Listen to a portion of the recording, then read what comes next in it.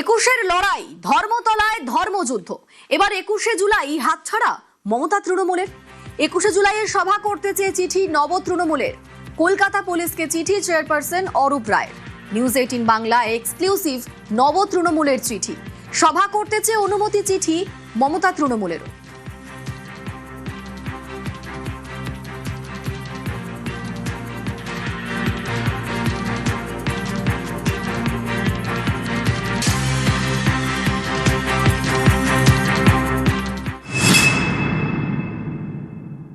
ক্ষমতায় আসার আগেও তো 21শে জুলাই হয়েছে, 2011 আগেও তো 21শে জুলাই হয়েছে, 2004 যখন মমতা বন্দ্যোপাধ্যায় একা সাংসদ, 2006 যখন আমরা মাত্র কয়েকজন তৃণমূলের বিধায়ক, তখনও তো 21শে জুলাই হয়েছে। 1993 সালে 21শে জুলাই মমতা বন্দ্যোপাধ্যায় ডেকেছিলেন, সেদিন তো তৎকালীন প্রদেশ কংগ্রেস তো বিরোধিতা করেছে। দলের থেকে বড় কথা মমতা বন্দ্যোপাধ্যায়ের আন্দোলনের স্রোতের শহীদ তর্পণ, ফলে মমতা বন্দ্যোপাধ্যায়ের অধিকার আছে এই শহীদ তর্পণটা করার।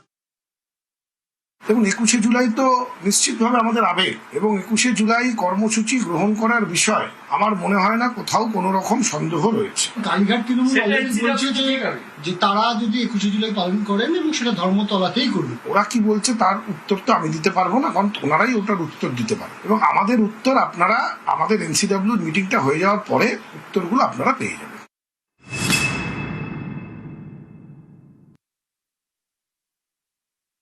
পশ্চিমবঙ্গে বিধানসভা নির্বাচন হেরে যাওয়ার পর তৃণমূল কংগ্রেসের 21শে জুলাই চেহারা কি হবে তা নিয়ে নানা মহলে নানা প্রশ্ন উঠছে।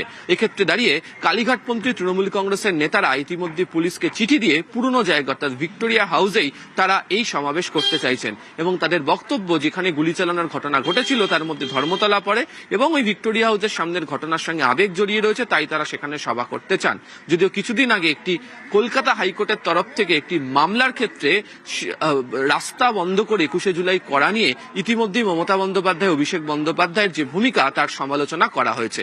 অন্যদিকে অপর গোষ্ঠী তৃণমূল কংগ্রেসের অর্থাৎ ঋতব্রত সন্দীপনদের গোষ্ঠী, তারাও 21শে জুলাই নিয়ে দলের কর্মীদের যে আবেগ এবং তাদের সঙ্গে যে সমস্ত নেতারা রয়েছে তাদের যে আবেগের কথা মাথায় রেখে তারাও চাইছেন 21শে জুলাই পালন করতে। তবে তারা কোথায় করবেন সে ব্যাপারে চূড়ান্ত সিদ্ধান্ত নেওয়া হলেও মনে করা হচ্ছে কর্মীদের আবেগকে ধরে রাখতে যদি নাম এবং প্রতীককে হাতে পেতে হয় তাহলে 21শে জুলাই তাদের কাছে অন্যতম অস্ত্র হবে। ফলে এবার তৃণমূলের 21শে জুলাই কর্মসূচি ঘিরেও দুই শিবিরের মধ্যে টানাটানি। ক্যামেরা সুব্রত জানার সাথে আবির ঘোষাল, নিউজ 18 বাংলা, কলকাতা।